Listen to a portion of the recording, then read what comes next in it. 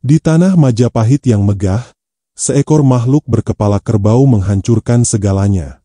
Tak ada pasukan yang mampu menahannya. Tak ada pedang yang bisa menembus kulitnya. Hingga muncul seorang ksatria dari timur, Minak Jinggo, lelaki yang berani menantang maut demi cinta seorang ratu. Namun siapa sangka, kemenangan yang ia dapatkan justru menjadi awal dari pengkhianatan paling kelam dalam sejarah Majapahit. Di tanah timur Majapahit, angin berembus membawa aroma ketakutan. Kabut pagi menyelimuti sawah yang terbakar, sementara asap hitam mengepul dari desa-desa yang baru saja diratakan oleh makhluk buas bernama Kebo Marcuet. Rakyat berlarian meninggalkan rumah mereka, berteriak memanggil anak dan keluarga yang hilang.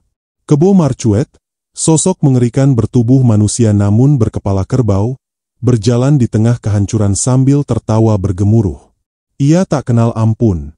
Setiap langkahnya mengguncang bumi, setiap ayun tangannya meremukkan batu.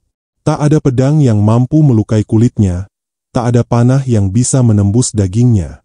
Majapahit, kerajaan yang dulu megah dan disegani, kini bergetar di bawah bayang-bayang monster itu. Di istana yang megah, Ratu Ayu Kencono Wungu berdiri di serambi, menatap jauh ke cakrawala yang dipenuhi asap.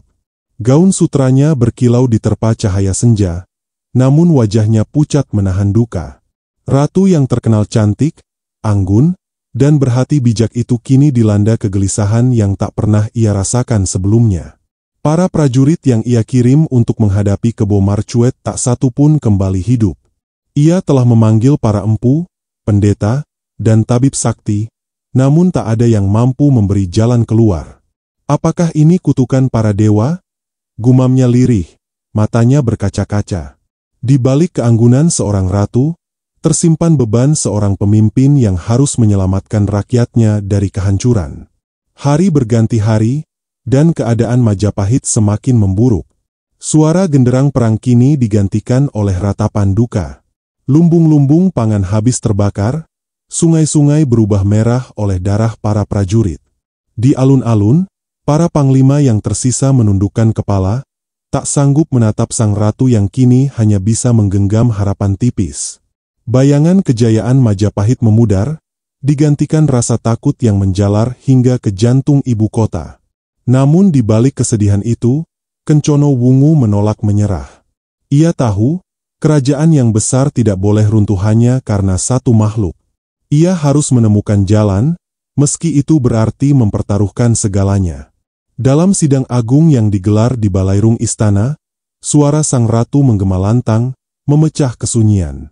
Barang siapa yang dapat membunuh Kebo Marcuet, ucapnya tegas, akan kuberi hadiah tertinggi, menikah denganku dan menjadi Raja Majapahit. Para bangsawan dan prajurit terperangah.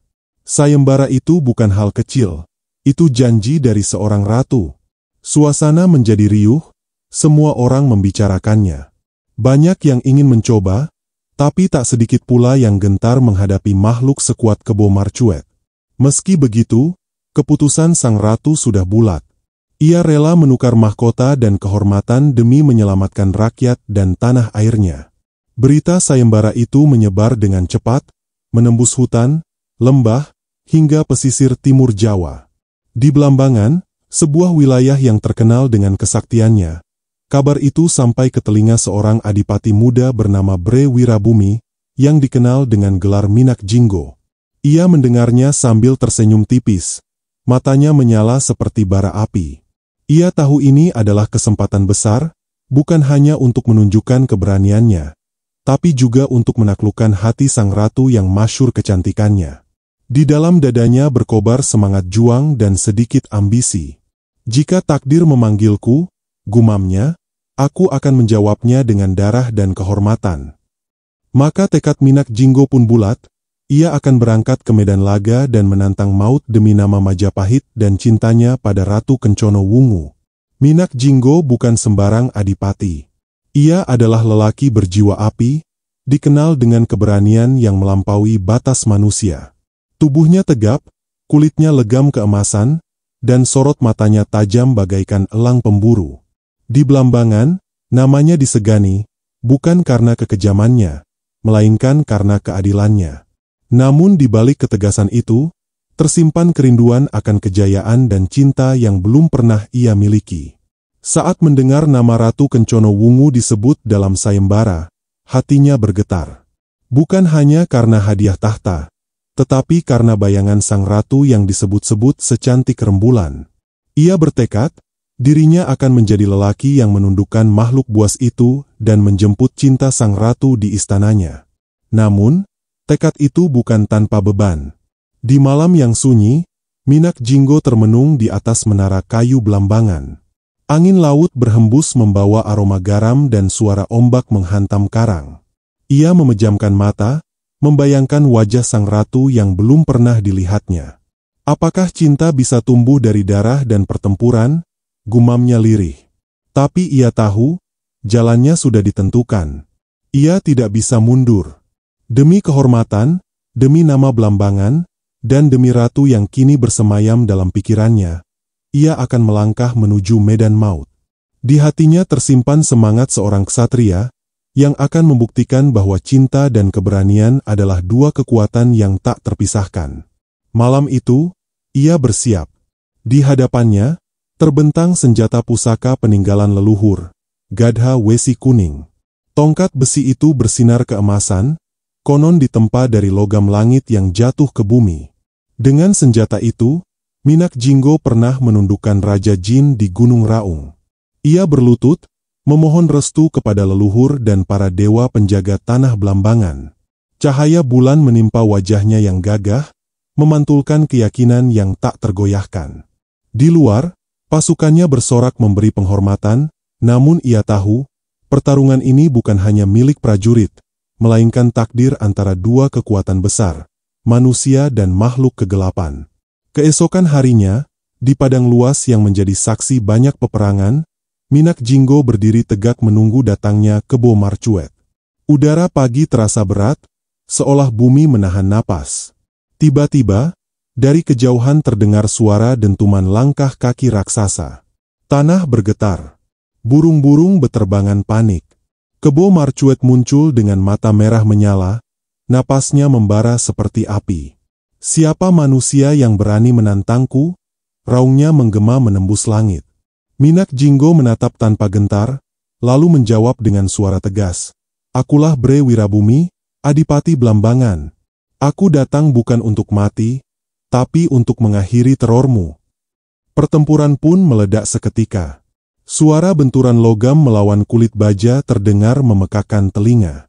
Gadha Wesi Kuning menghantam tubuh Kebo Marcuet berkali-kali, namun makhluk itu hanya tertawa keras. Setiap pukulan Minak Jinggo menggetarkan tanah, setiap serangan Kebo Marcuet mengguncang udara. Debu membubung tinggi, menutupi sinar matahari. Pasukan yang menonton dari kejauhan hanya bisa tertegun, melihat dua kekuatan besar saling menghantam tanpa henti. Dalam sorotan mata yang menyala, Minak Jinggo menolak mundur. Majapahit tidak akan jatuh selama aku berdiri, teriaknya. Dan dengan teriakan itu, duel maut antara manusia dan raksasa pun berubah menjadi legenda. Pertempuran berlangsung lama, seolah siang dan malam berhenti berputar. Tubuh Kebo Marcuet seperti batu karang, tak mudah ditaklukkan. Namun Minak Jinggo terus menyerang tanpa henti, meski darah mengucur dari luka-lukanya. Dengan teriakan menggelegar, ia mengerahkan tenaga terakhirnya, menghantam dada Kebo Marcuet dengan Gadha Wesi Kuning miliknya. Suara ledakan keras terdengar, tanah berguncang hebat, dan tubuh raksasa berkepala kerbau itu akhirnya tumbang dengan raungan panjang yang mengguncang langit. Hening melanda. Angin berhenti berhembus, seolah bumi pun memberi hormat pada keberanian Minak Jinggo. Ia berdiri di atas jasad musuhnya, lelah namun menang, pahlawan yang menaklukkan kegelapan. Namun kemenangan itu dibayar mahal. Luka yang dideritanya begitu parah. Cakaran tajam Kebo Marcuet telah mengoyak wajah tampannya, meninggalkan bekas luka yang dalam dan tak mungkin disembuhkan. Darah mengalir membasahi pipinya, menciptakan pola mengerikan di wajahnya. Ia menatap bayangannya di air yang keruh, wajah sang pahlawan kini berubah menjadi wajah yang sulit dikenali. Inikah harga dari kejayaan? Bisiknya pelan. Tapi di balik rasa sakit itu, hatinya bangga. Ia telah menepati janji seorang ksatria. Ia akan kembali ke Majapahit, membawa kemenangan dan memenuhi takdir yang dijanjikan sang ratu. Dengan langkah tertatih dan tubuh bersimbah darah, Minak Jinggo menuju Majapahit. Ia membawa kepala kebo Marcuet sebagai bukti kemenangannya. Saat ia tiba di gerbang kota, rakyat menyambutnya dengan sorak-sorai. "Pahlawan! Penyelamat Majapahit!" teriak mereka, berlari mengikuti langkahnya. Para ibu menangis bahagia, anak-anak berteriak gembira, dan genderang kemenangan kembali bergema setelah sekian lama. Namun, di balik keramaian itu, Minak Jinggo hanya tersenyum lemah. Ia tidak memedulikan pujian. Yang diinginkannya hanyalah satu hal, menemui Ratu Kencono Wungu dan menepati janji yang telah diucapkan di depan seluruh negeri. Di istana, kabar kedatangan Minak Jinggo membuat Ratu Kencono Wungu segera mempersiapkan penyambutan. Namun saat pintu balairung terbuka dan sang pahlawan muncul, suasana mendadak hening. Ratu menatapnya lekat-lekat, lalu wajahnya memucat. Ia melihat seorang pria gagah bersimbah darah, namun wajahnya penuh luka, rusak oleh bekas pertempuran. Hatinya bergetar antara rasa kagum dan ngeri. Ia tak menyangka, pahlawan yang ditunggunya berubah begitu rupa. "Apakah ini benar Minak Jinggo?" bisik para dayang. Ratu Kencono Wungu diam, pandangannya dingin dan bergetar. Dalam dadanya, bergolak perasaan yang sulit ia pahami, antara rasa terima kasih dan ketakutan. Malam itu, di ruang singgasana, Ratu Kencono Wungu duduk termenung. Para penasehat membujuknya agar menolak pernikahan dengan Minak Jinggo. "Baginda, rakyat akan takut jika ratu menikah dengan lelaki berwajah rusak. Itu pertanda buruk bagi kerajaan," ujar mereka. Hati sang ratu terombang-ambing antara janji dan citra. Akhirnya, dengan berat hati namun wajah tanpa ekspresi, ia berkata, "Majapahit berterima kasih atas jasamu, tapi takdir tidak mempertemukan kita sebagai suami dan istri." Kata-kata itu dingin, menembus hati Minak Jinggo seperti pedang tajam. Ia menunduk, menatap lantai batu istana, dan dalam diam, hatinya retak oleh pengkhianatan. Janji seorang ratu tidak berlaku bagi wajah yang telah berubah. Kalimat itu meluncur dari bibir Ratu Kencono Wungu bagai racun yang membunuh harapan. Minak Jinggo terdiam. Dunia seolah berhenti berputar. Semua suara di sekelilingnya, hembusan angin, gemericik air, bahkan detak jantungnya sendiri, lenyap.